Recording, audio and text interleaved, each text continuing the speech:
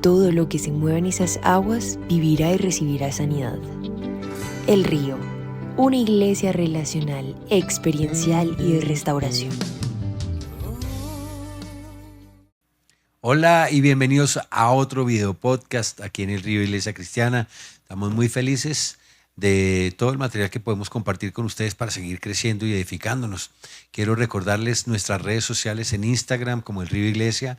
También estamos en Facebook, también nos encontramos en YouTube, este es el canal de YouTube, y también en nuestra página web www.elrioiglesia.org. Hoy continúo con este invitado súper especial, César Tamayo, psicólogo con un diplomado en sexología clínica. Y bueno, seguimos hablando de machismo, matriarcado, patriarcado.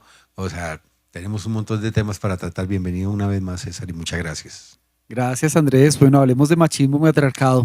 Primero definamos qué es machismo, qué es matriarcado, qué es patriarcado, a qué hacen referencia esos términos. Bueno, es interesante porque yo creo que el concepto de machismo se vuelve popular, lo escuchamos mucho. Escuchamos hablar de la palabra machismo y por lo general lo vemos relacionado con fenómenos sociales de violencia o de autoritarismo. Y el tema de patriarcado, que tiene que ver con algo mucho más desde la tradición y desde generaciones anteriores, como que trata de vincularse de la misma manera. Sin embargo, va a ser muy interesante entender la diferencia entre estos. Y además tú invitaste alguna vez una persona que nos compartía acerca del vínculo que hay entre el machismo y el matriarcado. Como que el machismo y el matriarcado generan una sociedad allí interesante. Pero en esencia, algo de lo que vamos a hablar es que esto tiene que ver con las formas en las que vemos al hombre y a la mujer, con las formas en las que vemos el valor intrínseco que tiene cada uno de los dos. Bueno, contigo hablamos de ideología de género y hablamos de cómo de alguna manera esa mentalidad machista es tal vez lo que genera tanta repulsión en la sociedad de hoy, en los jóvenes de hoy, como que no quieren vincularse a esa figura machista, lo que es el macho, en especial el macho latinoamericano, pero creo que también tampoco quieren vincularse o asociarse con esa idea de la mujer matriarcal, ¿no? La que siempre está como dominando, controlando, queriendo hacer las cosas. ¿Cómo lo podemos ver desde el cristianismo? ¿Cuál es la perspectiva o la mirada que tenemos desde el cristianismo con respecto al matriarcado y al machismo? Así es, y digamos que ahí es donde entra también el tema de patriarcado, ¿cierto? Cuando hablamos del concepto de patriarcado y cuando vemos la palabra de Dios y nos habla acerca de los patriarcas, ¿cierto? Nos habla de una tradición generacional, una cultura, ¿sí? Y que viene reconociéndose desde la labor de estos líderes de hogar, de estos líderes de ciudad, de estos líderes de país, ¿cierto? Ahora vemos que de todas maneras la historia nos muestra algunos cambios que van dándose las generaciones y por supuesto tenemos que reconocer los abusos que se generaron. De hecho, Jesús fue el primero en llegar como a denunciar esos abusos que se generaron. Pero el problema no viene siendo esta línea histórica del patriarcado, sino el machismo en sí. ¿Y por qué el machismo en sí es un problema? Porque sí, de alguna manera, trata de decir o de insinuar que hay una dignidad diferente entre el hombre y la mujer. Desafortunadamente en nuestra sociedad muchas personas piensan que incluso la Biblia es machista, ¿cierto? Porque no entienden el contexto de las buenas noticias del Evangelio, que eso es algo muy importante, Andrés, porque cuando la Biblia, que es una fuente de sabiduría súper importante y que es palabra de Dios entregada para nosotros, de todas maneras está usada también y referenciada por muchas otras religiones, ¿cierto? Entonces vemos que cada una le da una lectura en algún momento, quizás más lecturas del Antiguo Testamento, desde costumbres familiares, pero nosotros nos paramos desde Jesús viene a traer buenas noticias y esas buenas noticias impactan la percepción del machismo. ¿Por qué lo impacta? Porque Jesús viene a poner en orden precisamente lo que pensamos del hombre y de la mujer. En una tradición religiosa y machista se ha permitido, incluso por medio de la misma iglesia, que el hombre esté en una posición de superioridad, autoritarismo, ¿sí? De alguna manera se le han validado comportamientos al hombre que se silencia a la mujer, ¿cierto? Entonces, la Biblia no es machista. O sea, las buenas nuevas del Evangelio no son machistas. Jesús no es machista. Sin embargo, la Biblia habla directamente de la diferencia entre el hombre y la mujer. Lo que pasa es que la diferencia entre el hombre y la mujer no es un problema, porque somos complementarios, ¿sí? Y la diferencia tampoco es un problema porque lo que habla es de cada uno tiene un aporte diferente, tanto en la formación de familia como en la formación de sociedad. Entonces el hecho de que la Biblia siga hablando de la diferencia entre el hombre y la mujer no está haciendo referencia a una diferente dignidad. Hay un versículo en Gálatas que dice que ya no hay judío ni griego, en las buenas nuevas del Evangelio, esclavo ni libre, hombre ni mujer. ¿Y por qué dice eso? No es porque desaparezcan el hombre y la mujer, sino es por la percepción cultural de la época. Hombre y mujer eran vistos de manera diferente, con posibilidades de relacionarse diferente. De hecho, el hombre no hablaba con la mujer de la misma manera, la mujer no se sentaba a recibir enseñanzas de los maestros como discípula, pero Jesús viene a transformar todo esto. Entonces, en el machismo sí hay muchos problemas y la Biblia no es machista. Es una de las primeras cosas que tenemos que reconocer desde las buenas nuevas del Evangelio. Pero César, ¿cómo puede decir o cómo puede asegurar eso si encontramos versículos en la Biblia donde de verdad se habla de, Pablo dice que la mujer se calle en la congregación, hay otros aspectos bíblicos o algunos otros versículos bíblicos que pareciera que pusiera a la mujer en otro nivel de dignidad, como te estás diciendo ahora, que el tema tiene que ver con dignidad? Y la segunda cosa que quiero que hablemos también es cómo romper los estereotipos, ojo, que la iglesia cristiana ha propuesto de lo que debe ser un hombre y lo que debe ser una mujer, porque también se han basado en algunos argumentos o algunas enseñanzas del apóstol Pablo de que la mujer no se debe cortar el pelo, que la mujer no se debe maquillar, que la mujer no debe ponerse joyas, que la mujer debe vestirse de cierta forma, decorosa, según las palabras de Pablo, y el hombre tiene también otras características y otras condiciones. Entonces, ¿cómo podemos asegurar que la Biblia no es machista? ¿Cómo podemos asegurar y cómo podemos romper esos estereotipos de lo que debe ser un hombre y una mujer según la iglesia cristiana?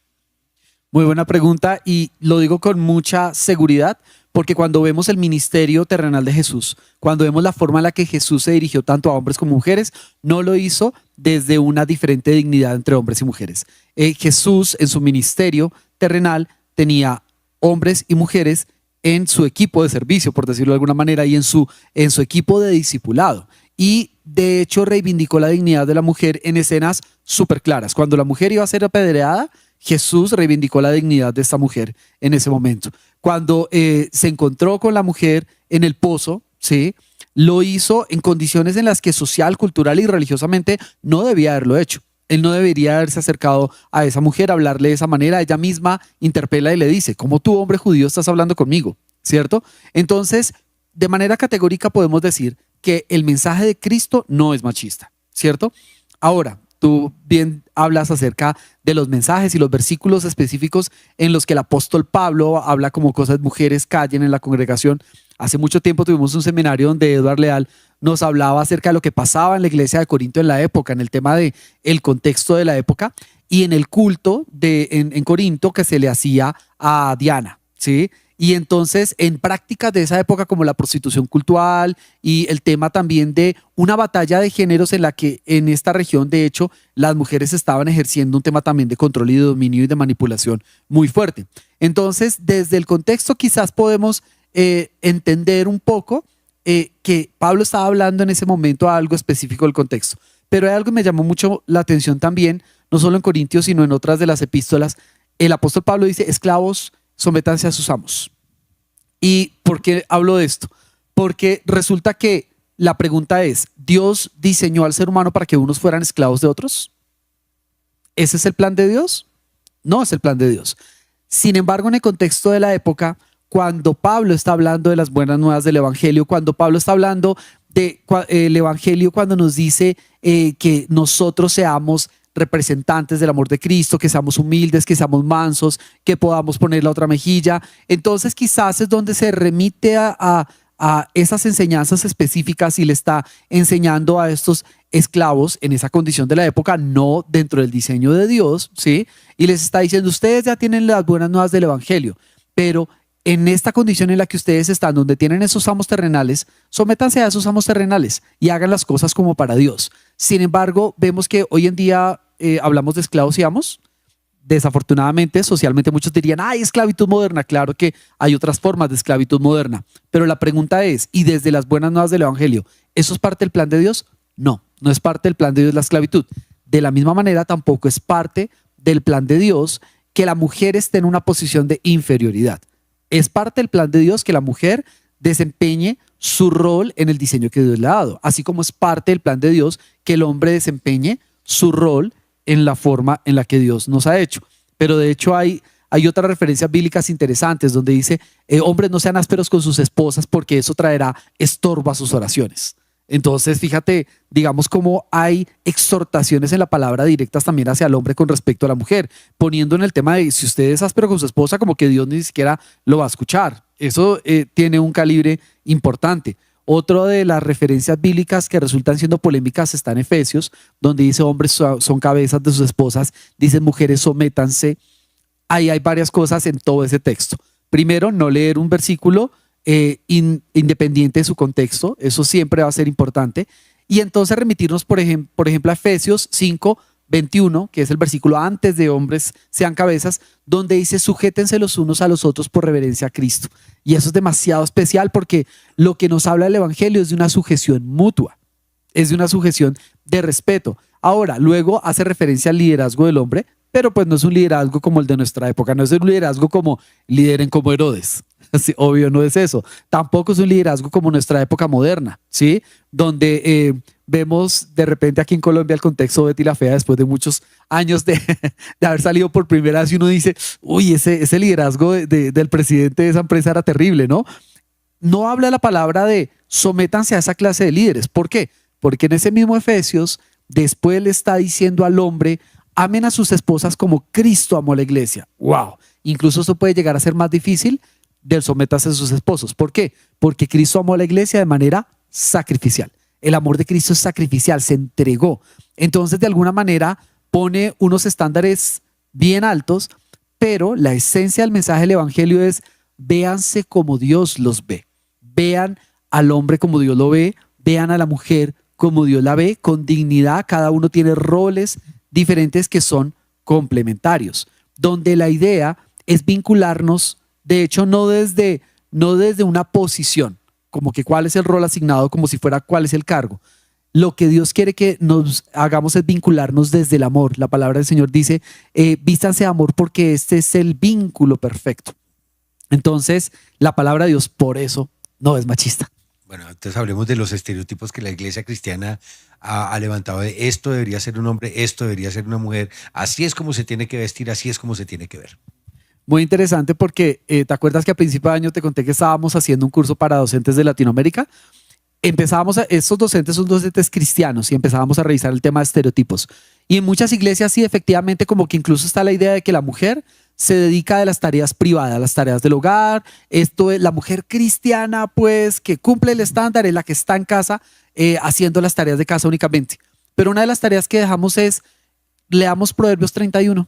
El de la mujer virtuosa, donde tiene unos estándares altos, pero es una mujer que se dedica a hacer comercio, que planta viñedos, que negocia con los mercaderes. O sea, es una mujer que no está dedicada solo a tareas de lo privado, no solo está dedicada a tareas dentro del hogar, sino que también está encargada de tareas en lo público y de tareas que generan economía para el hogar. Entonces, eso rompe un esquema, incluso de Proverbios, que es Antiguo Testamento.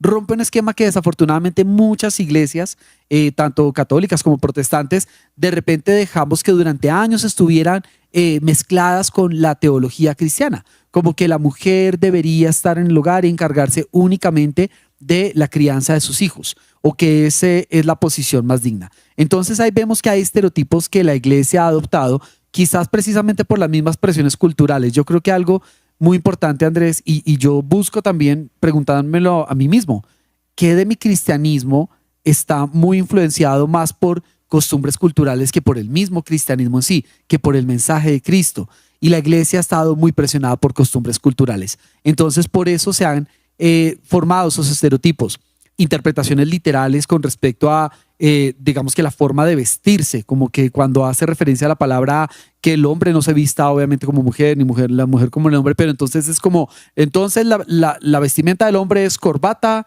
y uno dice, ni siquiera estaba en la época de Jesús, pero bueno, o sea, como que nosotros formamos como un montón de exigencias y unos parámetros influenciados por la cultura, por nuestra propia batalla, porque también hay algo en la batalla de la humanidad caída, y es que hay una tensión entre el hombre y la mujer. Acá ahí se puede hablar de una construcción. O sea, la iglesia cristiana sí tiene unas construcciones malsanas.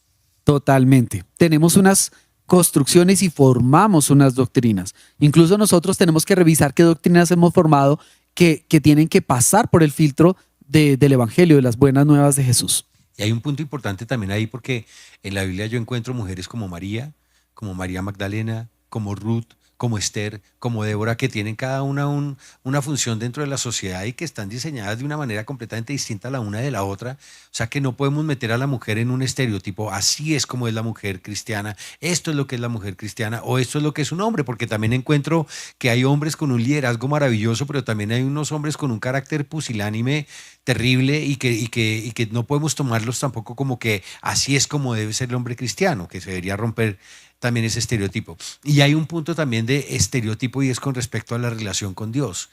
Así debería ser tu relación con Dios. Esto es lo que tienes que hacer. Tienes que hacer un devocional a tal hora, el devocional debe durar tanto tiempo, debes encontrar estas cosas, debes hacer aquello. ¿Cómo manejar eso cómo romper esas culturas evangélicas que se han levantado y que han hecho tanto daño?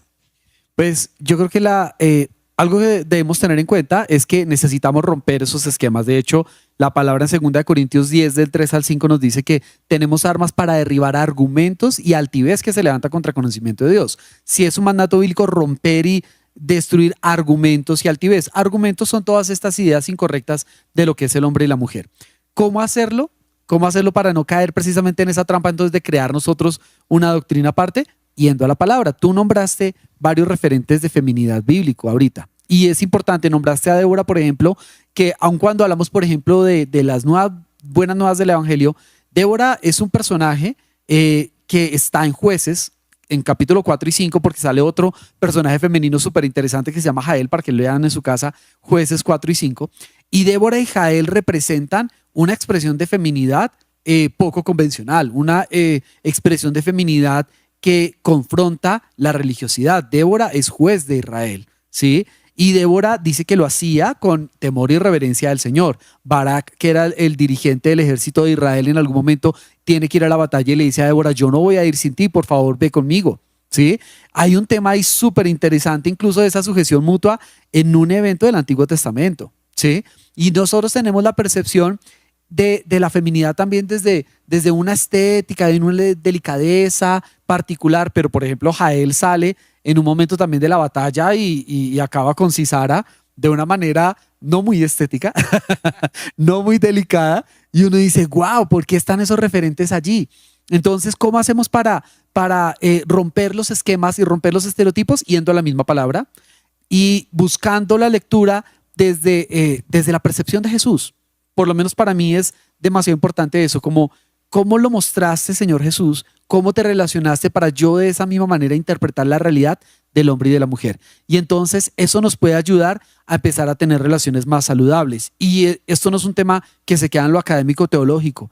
En nuestra casa con Karen, nosotros aprendemos a ser complementarios, pero entendemos que hay cosas tanto de lo privado como de lo público que ambos hacemos. O sea, hay cosas de lo privado, me refiero al hogar, la crianza, la casa, los hijos que hacemos juntos, diferente a lo que yo viví incluso en mi familia de origen, ¿sí? Hay cosas de lo público, del trabajo, de las misiones, de lo que hacemos fuera, que hacemos juntos, ¿cierto? Hay cosas que por naturaleza yo no puedo hacer, yo no puedo quedar en embarazo, ¿sí? Dice Karen que si pudiera quedar en embarazo hubiéramos tenido otros 3 hijos, pero yo no puedo quedar en embarazo, ¿cierto?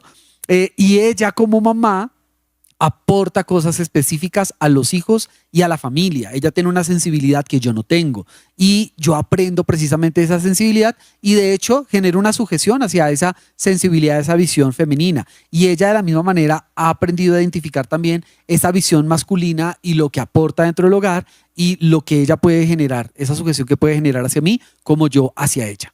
Ok, porque vemos ese liderazgo femenino también a lo largo y ancho de la Biblia, ¿no? Yo no entiendo qué pasó, en qué momento la iglesia cristiana se mete en un molde machista y como que censura el liderazgo de la mujer. Actualmente, ¿cómo lo ve la iglesia? Fíjate que esa pregunta que tú haces de en qué momento, cuando vemos la historia de la iglesia cristiana, nos damos cuenta que las estructuras de poder político siempre han querido usar a la iglesia para transmitir su visión y para también pues generar control sobre el pueblo. Eso no solo pasó por allá desde que Constantino entra a la iglesia y esa estructura de poder político se traslada un poco a la iglesia. Sigue pasando hoy en día. Por eso, por ejemplo, como iglesia, Andrés, hay muchos fenómenos sociales en los que uno quiere participar, pero en algunos momentos nos abstenemos precisamente por el tema político y tú nos has enseñado muy bien eso, porque la iglesia debe saber el rol que cumple, pero empieza a desdibujarse mucho por eso, porque las estructuras de poder y la política quieren usar a la iglesia para transmitir ideas incorrectas y sigue pasando en la actualidad. Ahora, no solo, digamos, la estructura política, sino precisamente también las diferentes humanidades.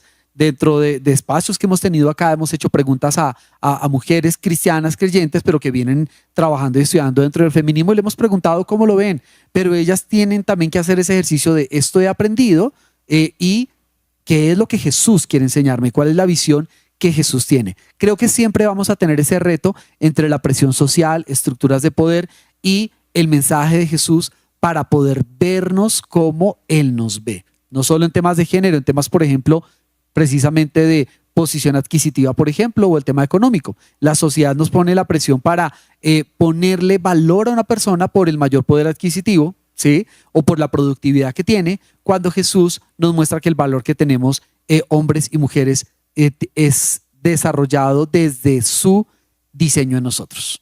A la identidad que tenemos en Cristo. Pues César, muchísimas gracias. Espero que volvamos otra vez a reunirnos y a tener esa capacidad, esa posibilidad de compartir ideas y de hablar un poco más sobre iglesia, sobre cristianismo, sobre la perspectiva y sobre a dónde vamos. Para todos los que están acá viéndonos, un abrazo fuerte, que el Señor los bendiga. Nos vemos en la próxima emisión. Gracias.